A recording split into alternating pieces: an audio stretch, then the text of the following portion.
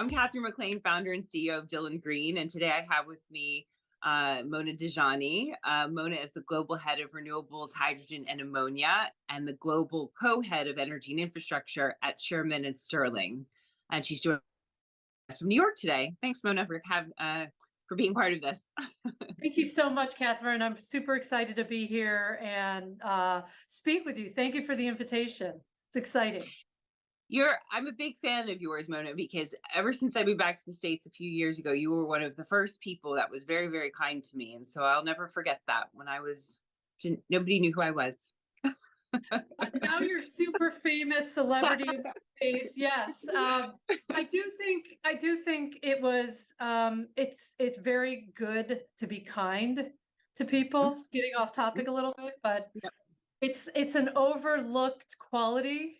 Agreed. And I find that in the UK, where you were coming from, when I first met you, it was, I just thought you are a very kind person. And I saw that in you, and that was kind of what started our friendship. Thank you. I really appreciate that. Thank you. So first, I want to congratulate you on your new role. For those who don't know, introduce yourself, please, and tell us about your new role in the company. Sure. I have been practicing law for over 20 years, and I was given an opportunity to lead globally at Shearman Sterling, which is an international law firm. They're headquartered in New York, but they're in a lot of major cities all around the world. It's a global international platform. They put their money where their mouth is in terms of the investment, obviously, in the space. And I was very excited to come here, and I came here with some colleagues of mine, and also I have some new people that have joined me and on the team too as well. So super excited. And this is an organization that has a lot of women, I believe. Yeah, it's I mean, it's a law firm. Yeah, but like a lot of women compared to other law firms, perhaps. Yeah, there's a lot of women. There's a lot of women leaders at the firm. It's an old firm. We're celebrating 150 years. Wow. That's pretty old for the US. Yeah. And it's known as it's a premier Wall Street law firm. And so very excited to embark here and be supported, and looking forward to growing the clean energy team here. You have a bachelor's degree in engineering, an MBA, and a JD, which is a combination I don't come across too often. How did you make your way from engineering to legal within the renewable space? Well, some people don't know this, but a million years ago, I went to college, University of Illinois in Champaign-Urbana, which has one of the best engineering schools in the country. And I went to school there, and I got a degree. I had a double major. So I was doing economics, engineering, and I went to school, and then I worked as an engineer for less than a year, hated it.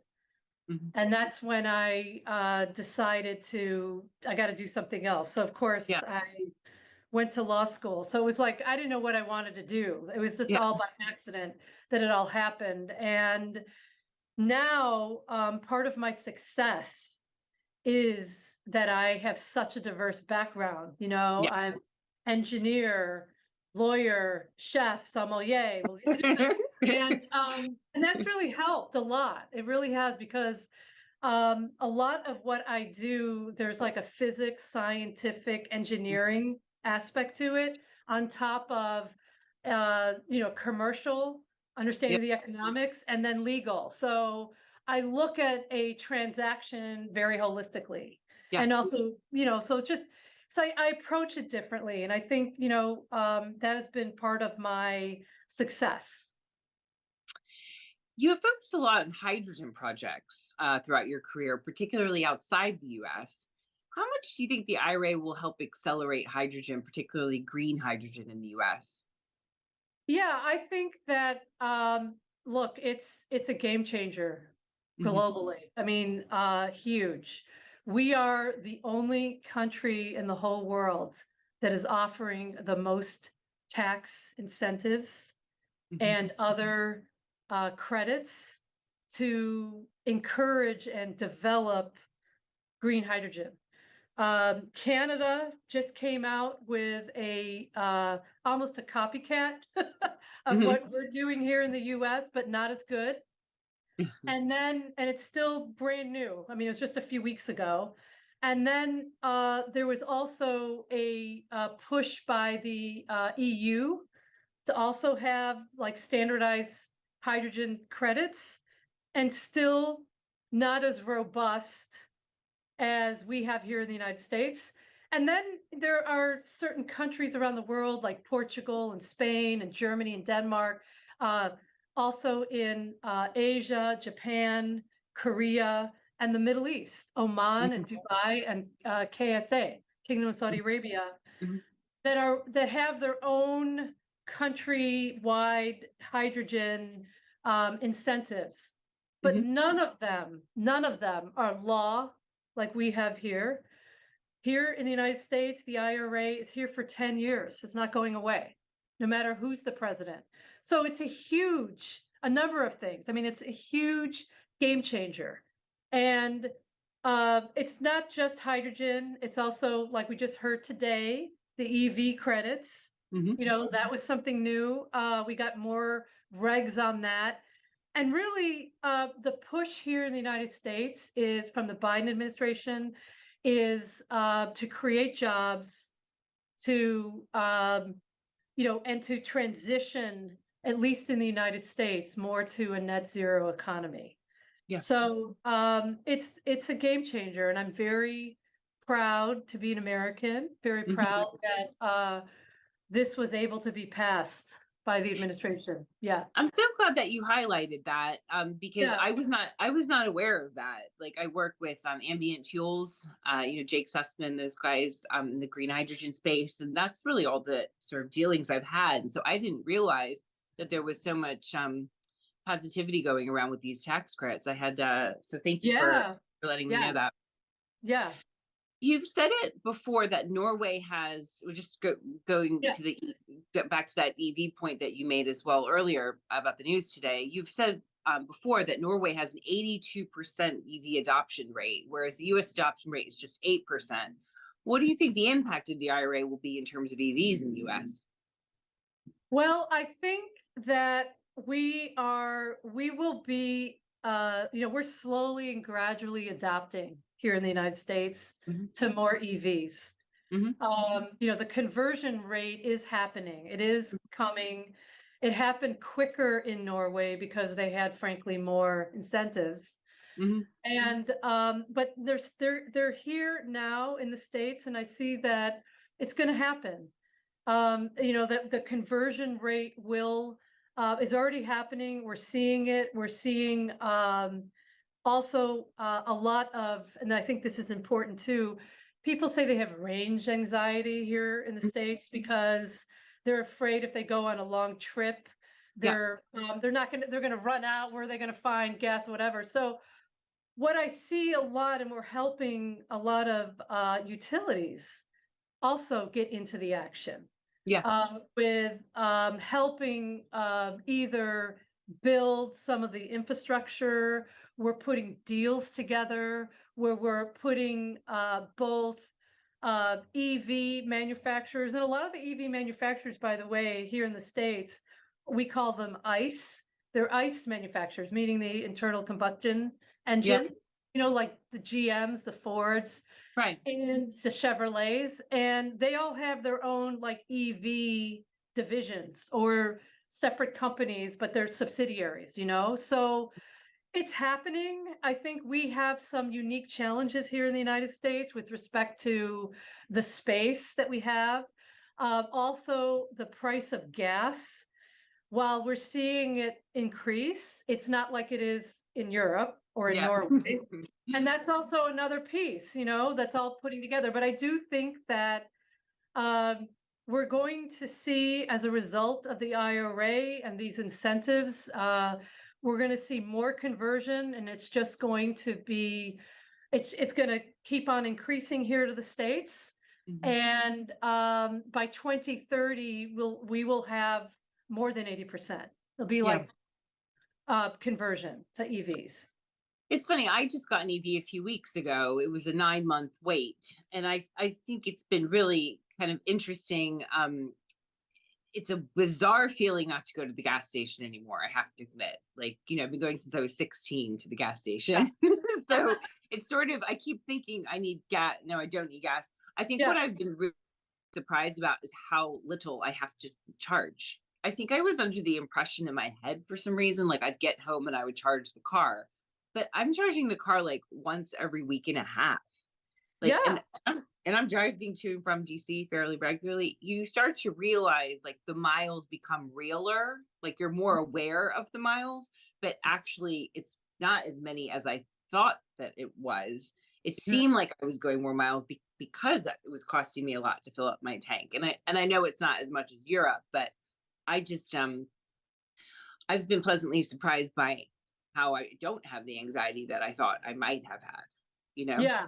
Yeah. No, and depending on what type of car you have too, Yeah. if you have EV, there's some that are fast superchargers too as Yeah. well. Yeah. And I have to tell you, like, I'm working on a lot of deals where we're working with major gas station chains, Yep. and they're having EV chargers too as well. We're working Yeah. with shopping centers, data centers, Yeah. big urban, like, apartment complexes too as Yeah. well. And it's attractive, it's also Yep. attractive to attract more business, Yep. whether they're tenants or, commercial or residential, or whether they're customers like at shopping centers or data centers.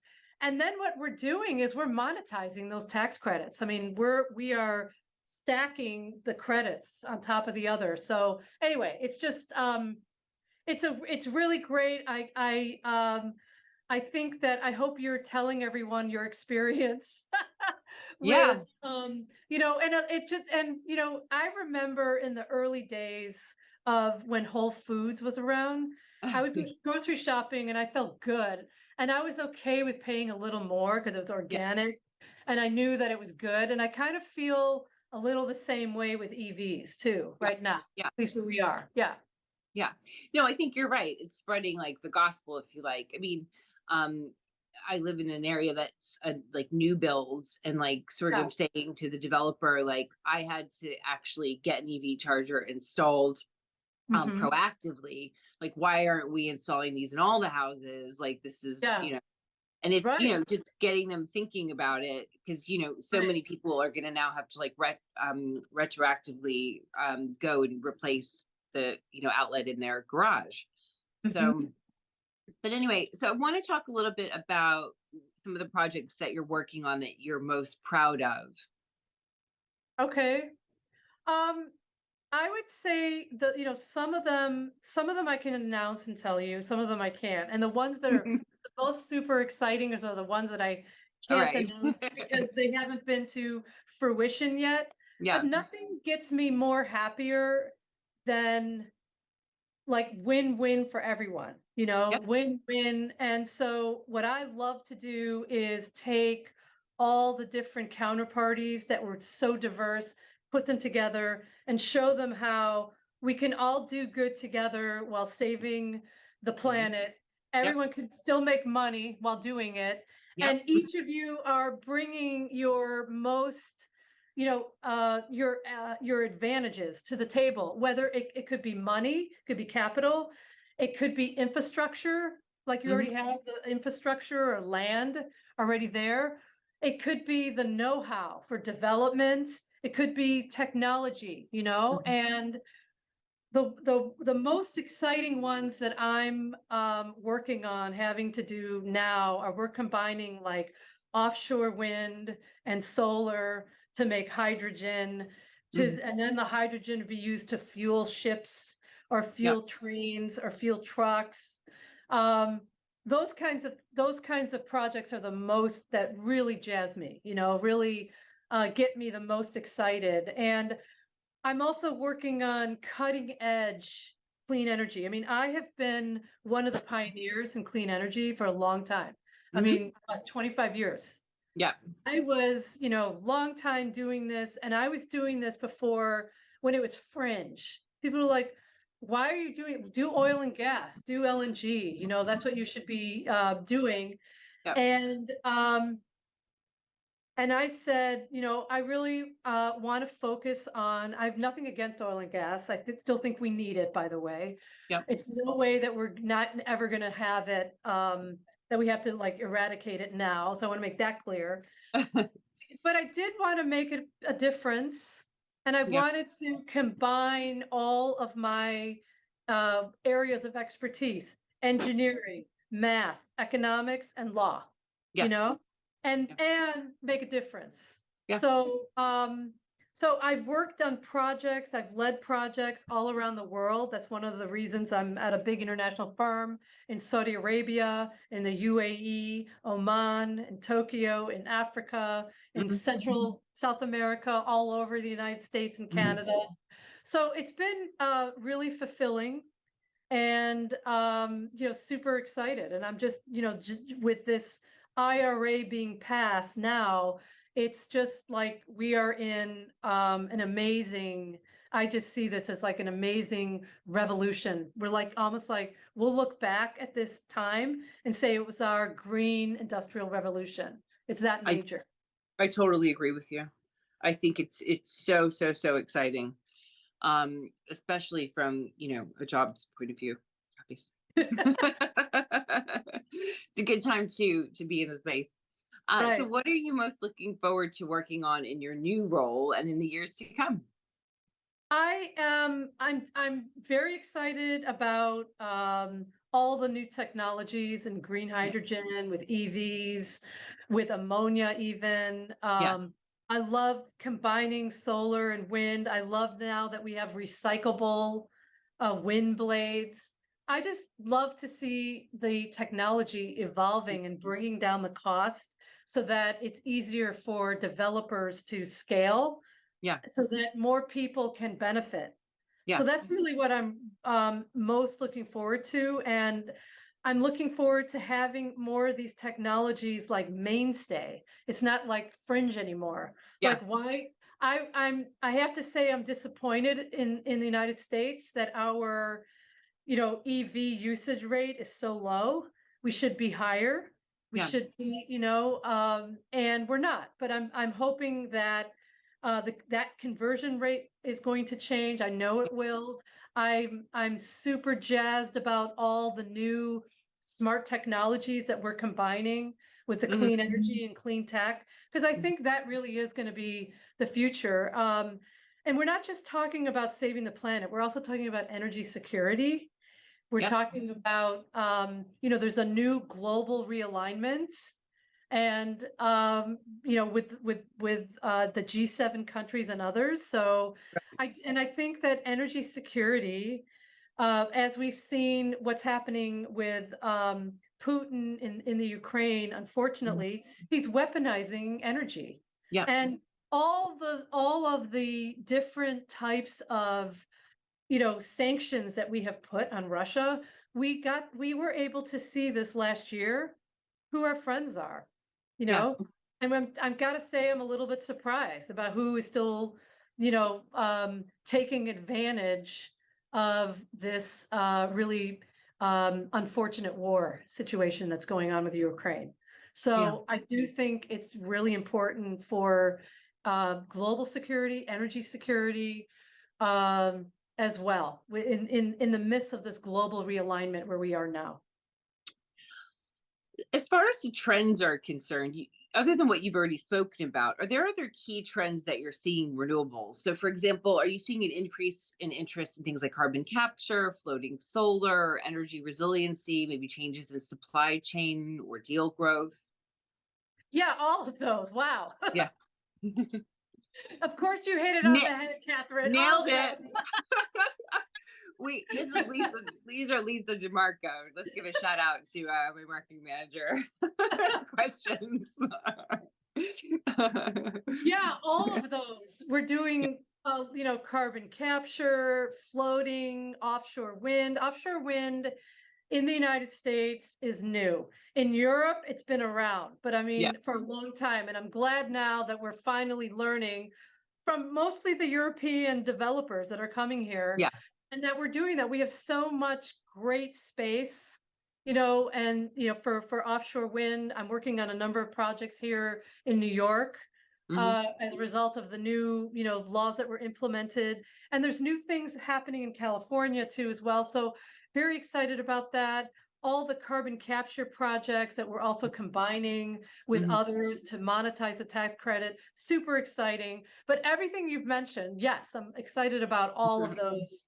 And I hope to see more, and I hope to see the cost go down Yeah. as we see innovation. And then what I see then is um that it will be more, we'll see the conversion rate, more. And we definitely need to work here in the United States as well on increasing the transmission and distribution lines here too as well. Yeah. What do you think it takes to be successful in your role? And what advice do you have for others looking to follow in your footsteps?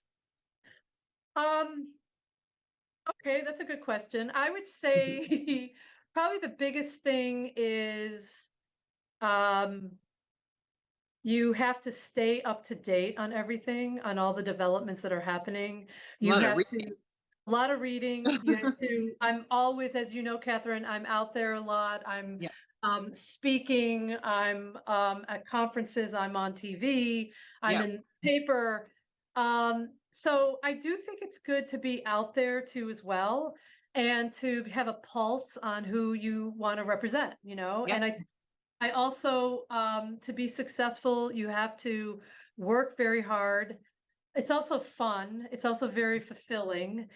And you need to not be, you be resilient. You need to be able to get up and knock that, whatever that song. Brush your shoulders Get off. it off your shoulder. Yeah, Brush just your get shoulders up. off. Yeah. Yeah. And be resilient and get up. And you're gonna get rejections. You're gonna Yep. get some um, you know, uh, things that you did not anticipate or want happen, and you just have to plow forward and not lose your sense of self and your Yep. sense of where you are in the bigger picture. Mhm. And I do think it's also important to have a good support system, and to have an outlet, whether that's, working out or it's Mhm. cooking or something where you're okay. I mean, it was funny. My doctor tells me that I'm one of the few attorneys that's not taking any drugs. Yeah. No, I didn't It's know there's such a high usage rate, but yeah, I do. So I think that that's also important. I also think it's important to give back, and yeah. to teach others, and to be humble and grateful. Yeah. Yeah. Well, thank you so much for taking the time to speak with us. And I look forward to seeing all the great work and announcements and CNBC uh, cameos that you'll be doing. Catherine, as usual, thank you so much. I'm so thrilled to be here and to spend a few minutes with you today on your show. I'm really honored. Thank you, and very grateful. Thank you. Thanks.